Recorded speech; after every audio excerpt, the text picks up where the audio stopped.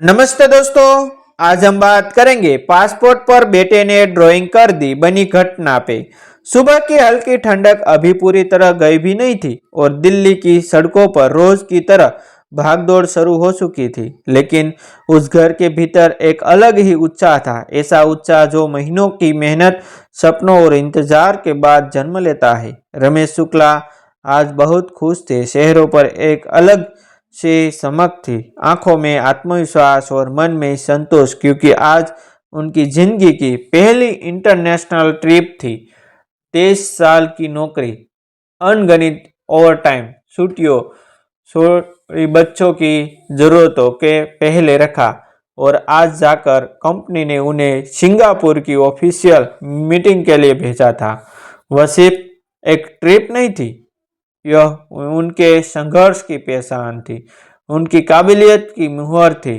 रमेश की पत्नी नीलम रसोई में खड़ी बार बार घड़ी देख रही थी, कभी गैस बंद करती, कभी बैग में रखे कपड़ों को फिर से तरह लगाकर देखती, जैसे हर चीज पर एक बार और भरोसा कर लेना चाहती हो। सब कुछ रख लिया ना, वह बार बार पूछती और रमेश हर बार मुस्कुरा कर कहते, हाँ, पासपोर्ट, टिकट, फाइल सब है। लेकिन बच्चों, सच्चाई यह थी कि उन्होंने सबसे ज्यादा जिस चीज की चिंता थी वह उनका 7 साल का बेटा आरव था। आरव घर का सबसे छोटा और सबसे चंचल सदस्य था। आंखों में हमेशा शरारत, हाथ में कभी पेंसिल, कभी रंग, कभी कुछ तोड़ने की नई योजना और कभी कुछ बनाने का अनोखा जुनून। उसे ड्राइंग का बेहद शौक था। दीवारें, कॉपी, अखबार, पुराने बिल, सब उसके लिए कैनवास थे। नीलम कई बार डांट चुकी थी, रमेश कई बार समझ चुके थे, लेकिन आरव की मासूमियत में कोई चालाकी नहीं थी। वह बस अपनी दुनिया में जीता था। उस सुबह भी आरव बहुत खुश था, क्योंकि पापा हवाई जहाज में बैठने वाले थे। उसने स्कूल में अपने दोस्तों को बताया था कि उसके पापा विदेश जा रहे हैं।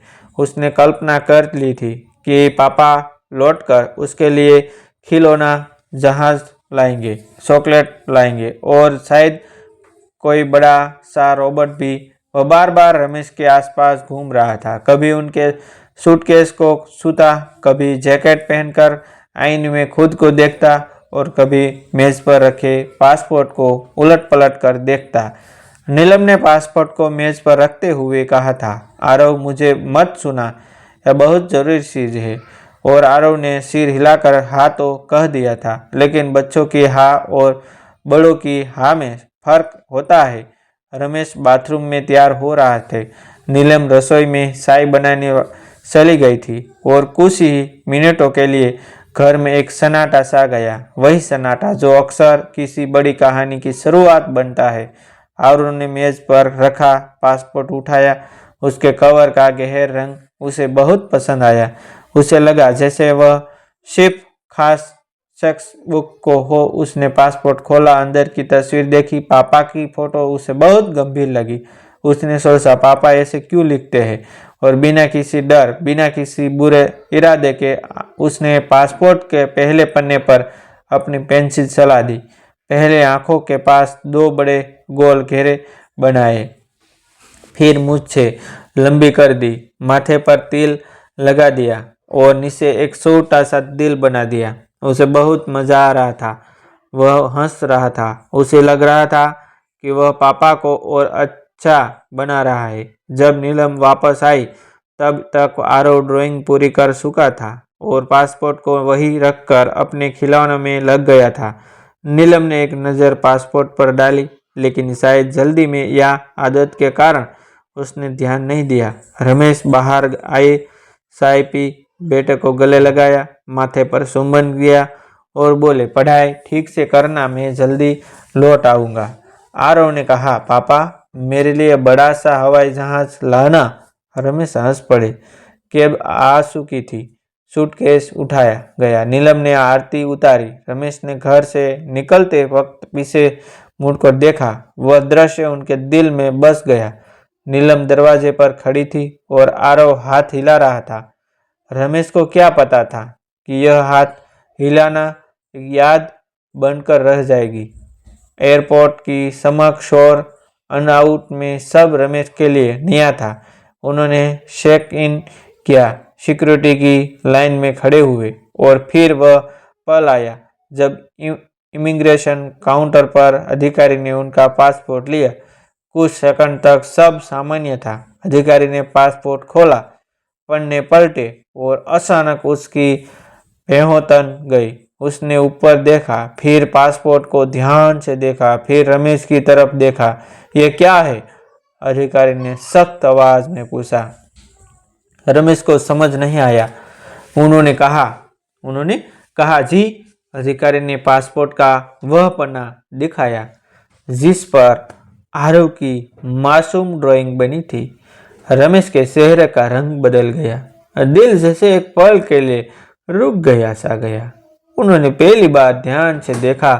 वह ड्राइंग, वह दिल, सब कुछ उनकी आंखों के सामने घूम गया। उन्होंने समझते देर नहीं लगी कि यह किसकी शरारत थी। सर, यह पासपोर्ट डैमेज माना जाता है, इस पर यात्रा संभव नहीं है, अधिकारी ने नियमों की भाषा में कहा। रमेश के कानों में जैसे शब्द गूंजने लगे। डॉलर्स, मीटिंग, कंपनी, प्रमोशन, सब कुछ एक एक करके दिमाग में चलने लगा। उन्होंने बहुत विनम्रता से कहा, सर, ये मेरे बच्चे ने गलती से।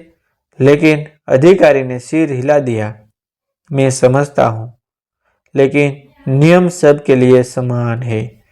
कुछ ही मिनटों में फैसला हो गया।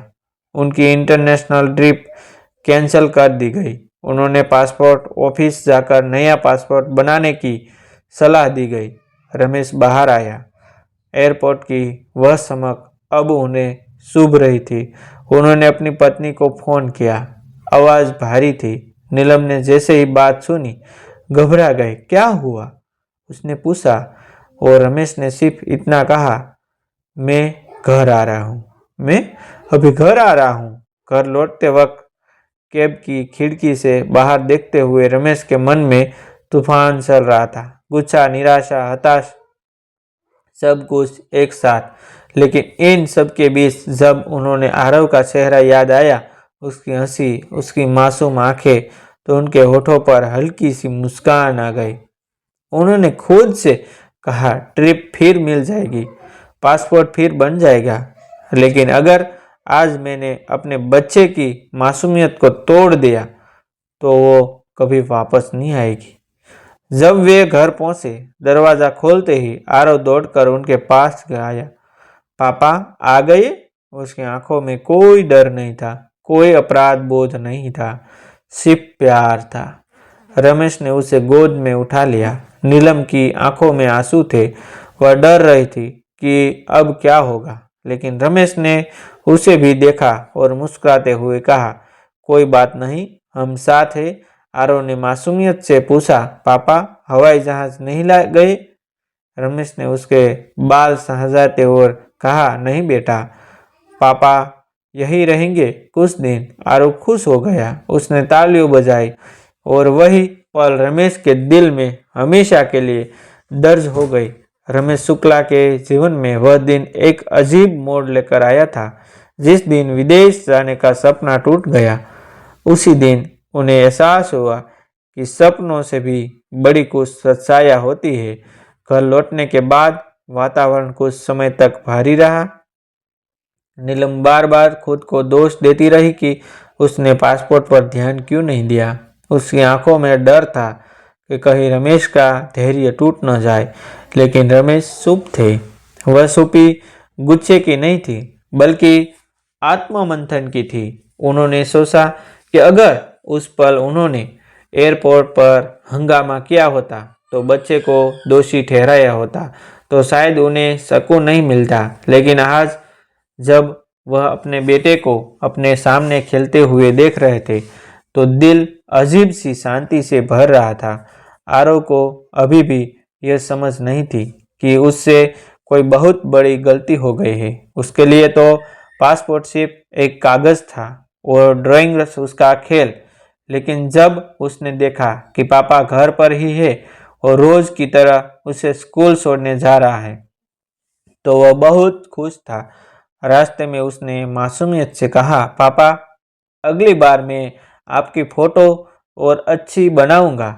उस एक वाक्य ने रमेश के भीतर की सारी कड़वाहट पिघला दी। उन्होंने गाड़ी रोककर आरव को सीने से लगा लिया और कहा, तू जैसा है वैसा ही अच्छा है बेटा। कुछ दिनों बाद रमेश को ऑफिस से कॉल आया। मैनेजर ने पूरा मामला सुना था। उन्होंने न सिर्फ समझदारी दिखाई बल्कि रमेश की ईमानदारी और शांत स्वभाव की तारीफ भी की थी। नए डेट के साथ ट्रिप दोबारा तय की गई और पासपोर्ट बनाने की प्रक्रिया भी कंपनी ने आसान कर दी। रमेश को पहली बार महसूस हुआ कि जिंदगी सिर्फ एक मौके पर खत्म नहीं होती, वह मौका दोबारा भी देती है। बस शर्त यह है कि इंसान खुद को टूटने न दे। नीलम ने उस पुराने पासपोर्ट को फेंकने की बात कही, लेकिन रमेश ने मना कर दिया। उन्होंने कहा, इसे संभाल कर रखो, क्योंकि उस कागज पर सिर्फ शाही की लकीरें नहीं थी, उस पर उनके बेटे की मासूमत सोच, उसका प्यार और बिना किसी डर के किया गया विश्वास था। वह पासपोर्ट उनके लिए अब एक याद बन चुका था, एक सीख की हर गलती सजा के लिए नहीं होती, कुछ गलती रिश्तों को और गहरा करने के लिए होती है। समय बीतता गया, रमेश विदेश भी गए, कामयाबी भी मिली, लेकिन जब भी कोई उनसे पूछता कि जिंदगी की सबसे बड़ी सीख क्या है, तो वह मुस्कुराकर कहते, सब कुछ दोबारा मिल सकता है, पैसा, मौका, पैसा, लेकिन बच्चे की मासूमियत अगर एक बार टूट गई तो वह कभी वापस नहीं आती। और यही बात उन्हें दूसरों से अलग बनाती थी। इस कहानी का सबसे खूबसूरत हिस्सा यह नहीं था कि ट्रिप कैंसिल हो गई, बल्कि यह था कि एक पिता ने उस पल गुस्से को सुना ही नहीं, उन्होंने समझ को सुना, रिश्ते को सुना और अपने बेटे को यह सिखा दिया कि प्यार डर से बड़ा होता है। शायद इसी वजह से आरव बड़ा होकर एक संवेदनशील इंसान बना, जो गलती करने वालों को पहले समझता है, फिर सुधारता है।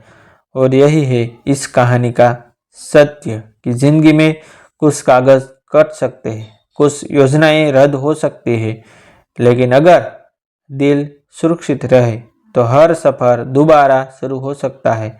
दोस्तों, ऐसी नई नई कहानी देखने के लिए हमारा चैनल आप सब्सक्राइब कर लीजिए, जो आपके जीवन में कुछ नया करने के लिए प्रेरित करता रहेगा। थैंक यू दोस्तों, मिलते हैं एक न्यू वीडियो के साथ, एक न्यू स्टोरी का। तब तक बने रहिए।